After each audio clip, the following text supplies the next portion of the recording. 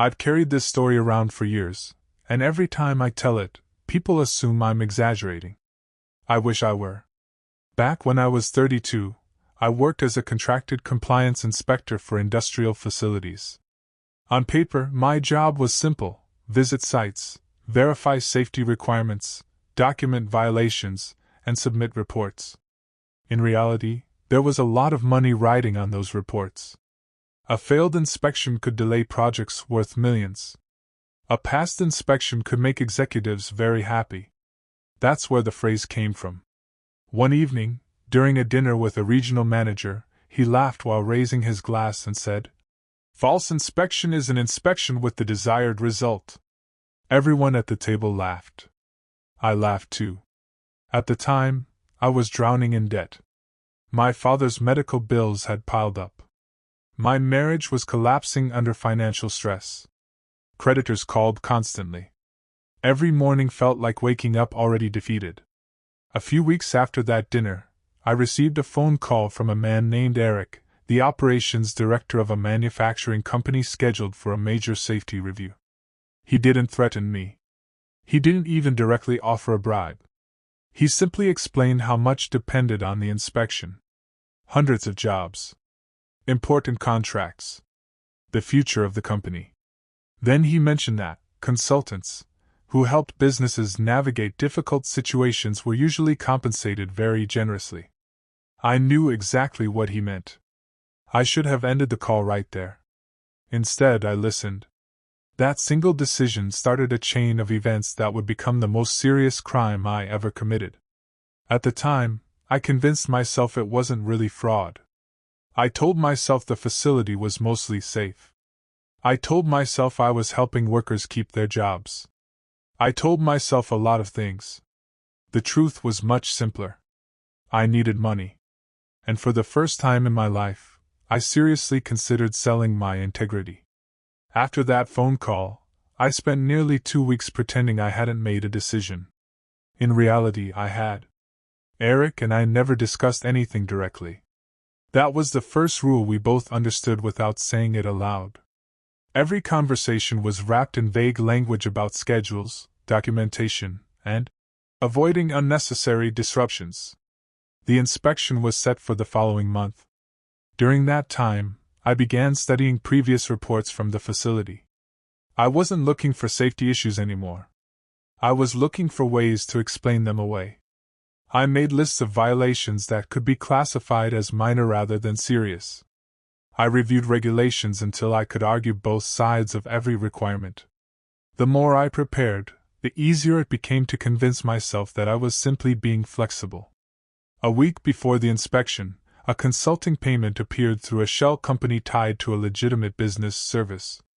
The money wasn't labeled as a bribe. But we both knew what it was. When I saw the amount in my account, fear hit me immediately. Yet I didn't return it. Instead, I started planning how to make the inspection produce the result everyone wanted. The closer inspection day came, the more nervous I became. What surprised me was how quickly fear turned into routine. Once you've crossed the line in your head, the next step somehow feels smaller. 3 days before the visit, Eric sent me a package of internal documents. Officially, I wasn't supposed to receive them in advance. Unofficially, they gave me a map of every problem area in the facility. I spent hours studying maintenance logs, employee complaints, and equipment records.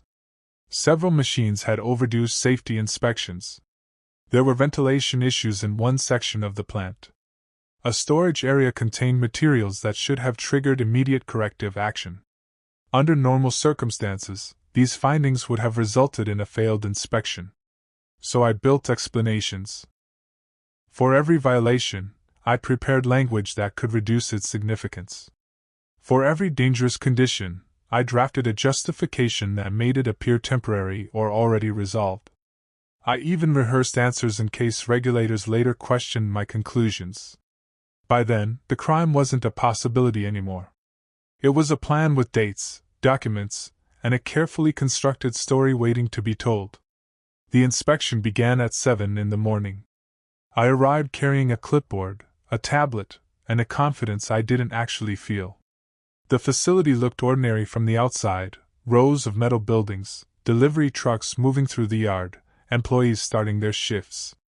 Nobody looking at me would have guessed I had already decided the outcome before stepping through the gate. Eric greeted me with a firm handshake and introduced me to several supervisors. Everyone seemed unusually cheerful.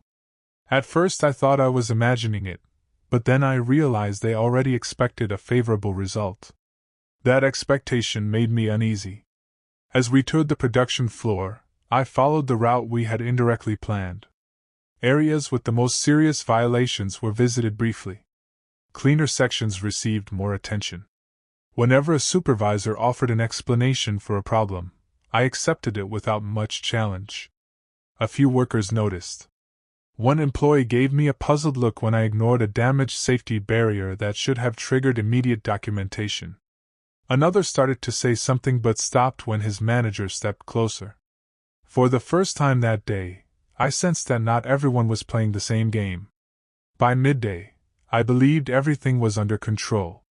Then I met a technician named Mark. He wasn't part of management, and clearly hadn't received any instructions about making my day easier. While I was examining equipment records, he approached me and asked whether I wanted to see a compressor unit that had been causing problems for months. The question caught me off guard.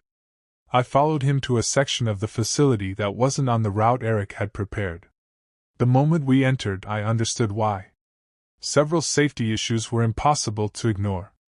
Warning indicators had been disabled. Temporary repairs had become permanent solutions. Maintenance logs didn't match the actual condition of the equipment. Mark assumed I was there to do my job. He spoke openly, showing me photographs, reports, and emails that documented repeated complaints. The more evidence he presented, the harder it became to pretend these were minor issues. I thanked him and took notes.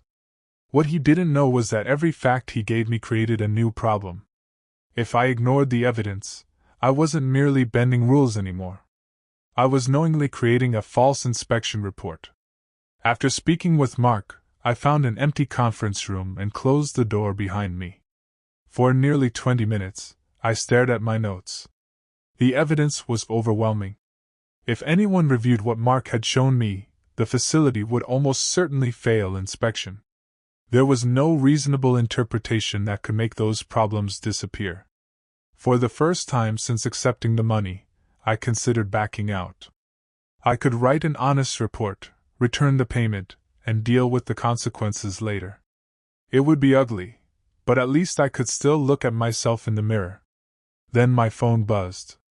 A message from my bank informed me that another creditor was preparing legal action over unpaid debt. It felt like terrible timing, though maybe it was exactly the timing that mattered. When I returned to the inspection, my mindset had changed. I stopped gathering evidence and started managing it. I became selective about what I documented and what I left out. Every omission felt deliberate. Every unchecked box felt heavier than the last. Yet with each decision, it became easier to continue. The lie was no longer forming. I was actively building it. The inspection ended shortly before sunset. Most people think the crime happened on the factory floor. It didn't. The real crime happened later that night when I sat alone at my desk and began writing the official report. That document would become the permanent record. I reviewed my notes carefully. Every serious violation was still there, staring back at me from the screen. All I had to do was describe them accurately. Instead, I started rewriting reality. Critical equipment deficiencies became maintenance items under review. Safety barriers that should have required immediate action were described as temporary operational concerns. Missing documentation was labeled an administrative oversight rather than a compliance failure. The language sounded professional, objective, and harmless.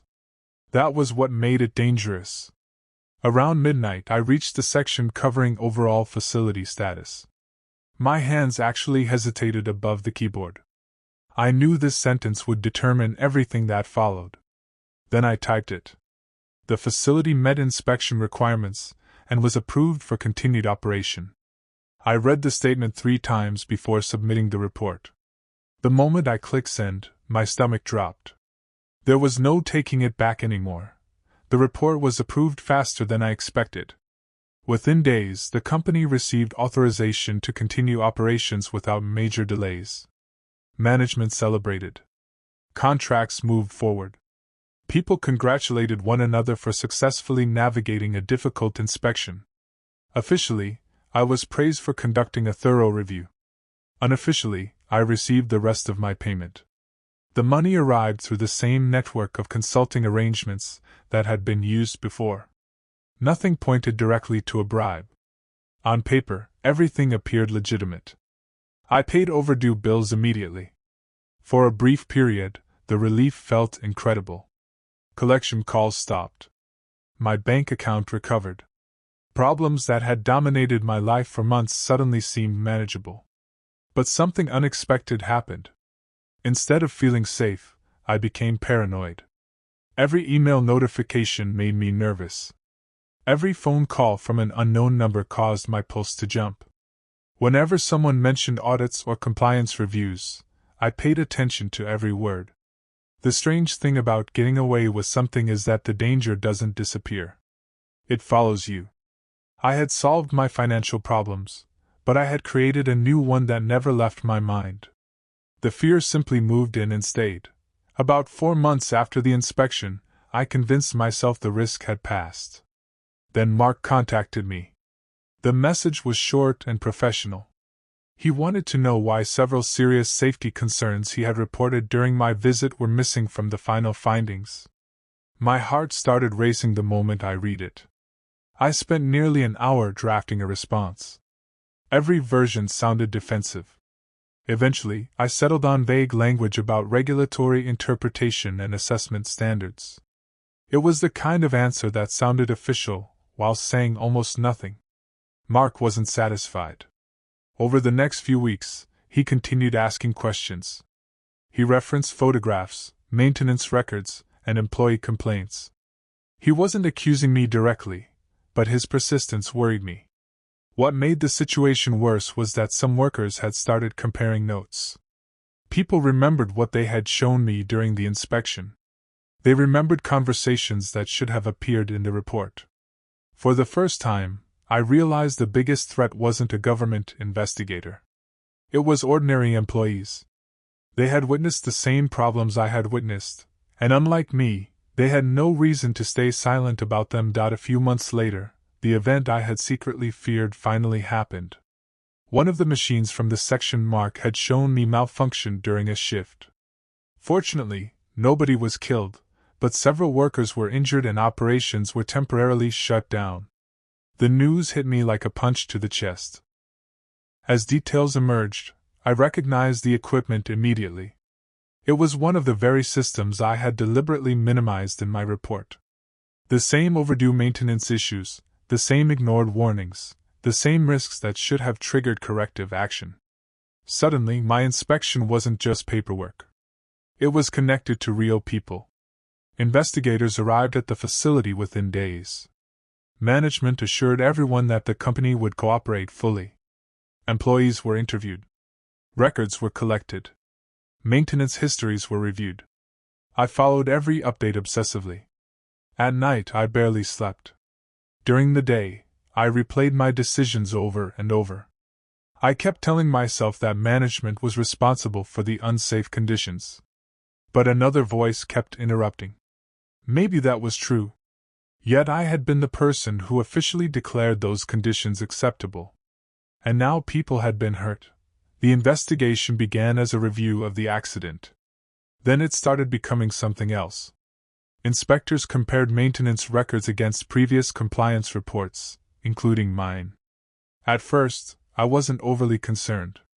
Companies often had documentation problems, and discrepancies didn't automatically mean wrongdoing. Then I received a request for clarification. Investigators wanted to understand why certain deficiencies mentioned in internal company records had not appeared in my report. The questions were polite, but they were specific. Far too specific. Someone had been digging. I answered carefully. I claimed that some issues had been corrected before my visit. Others, I said, had not met the threshold for formal violations. Everything I wrote was technically possible. That was the problem. The explanations sounded rehearsed even to me. A week later, I learned that employees had provided statements. Among them was Mark. He had kept copies of emails, photographs, and maintenance requests dating back months before my inspection. Suddenly, the timeline became dangerous. The evidence suggested that many problems existed exactly as he had described them when I toured the facility. And if that could be proven, my report would become very difficult to explain. As pressure increased, I became obsessed with protecting the version of events I had created. Every conversation felt like a test. Every email seemed capable of exposing something I had overlooked. I reviewed old documents repeatedly, searching for details that might support my decisions if I were questioned again. Eric contacted me for the first time in months. The confidence he had displayed before was gone. He wanted to know what investigators had asked. He wanted reassurance that our stories matched. Neither of us directly acknowledged what had happened, but the fear in his voice was impossible to miss. That conversation made one thing clear. If the situation worsened, nobody would protect anybody else. People talk about loyalty when everything is safe. When careers, money, and freedom are at risk, loyalty becomes negotiable. I continued insisting that my report reflected professional judgment. Technically, inspectors often disagreed with one another. Regulations allowed room for interpretation. The argument wasn't entirely false. But it wasn't entirely true either. For the first time, I found myself wondering whether confessing would be easier than maintaining a lie that required constant maintenance. Everything unraveled because of records. Not dramatic confrontations. Not hidden cameras. Not a surprise witness walking into a courtroom. Records. Investigators obtained financial information connected to several consulting firms that had worked with the company. At first, the transactions appeared ordinary. Consulting fees, advisory services, compliance assistance, nothing unusual on the surface. Then someone started connecting dates. One payment had arrived shortly before my inspection. Another had appeared shortly after the report was approved. Both ultimately traced back to entities associated with the company.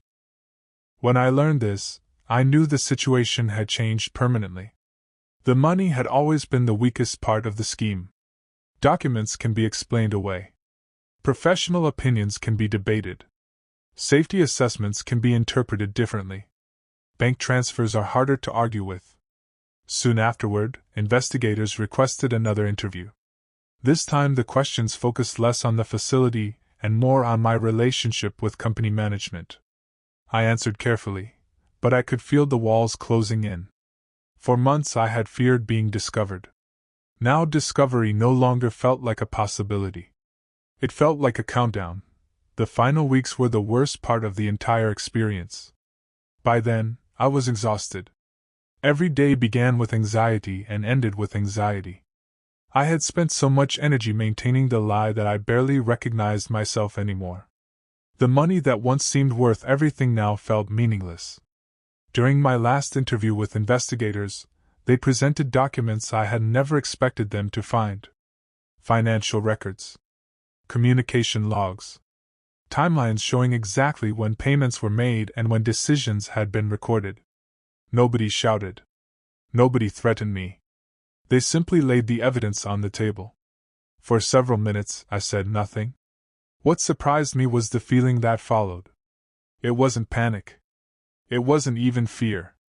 It was relief. The fight was over.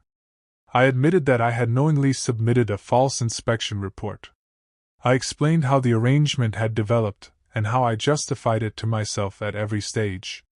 The words were painful to say, but once they were spoken, I no longer had to remember which version of the story I was supposed to tell. For the first time in years, I was telling the truth. I was convicted. Compared to the accident itself, my role might seem indirect, but the court saw it differently. I had been trusted to identify risks and report them honestly. Instead, I sold that responsibility for money. The legal consequences were serious. The professional consequences were permanent. My career ended the moment the truth became public. Years of experience, certifications, and reputation disappeared faster than I ever imagined possible. What stays with me most, though, isn't the punishment. It's the realization that corruption rarely begins with greed alone. It usually begins with justification. You tell yourself you're helping people. You tell yourself it's temporary. You tell yourself that one exception won't matter. Little by little, the line moves until you're standing somewhere you never thought you'd go. If anyone reading this finds themselves facing a choice like mine, remember that problems solved through dishonesty don't disappear. They accumulate interest. Eventually, the bill arrives. That's what I learned. A false inspection may produce the desired result. But reality performs its own inspection eventually. And reality is much harder to fool.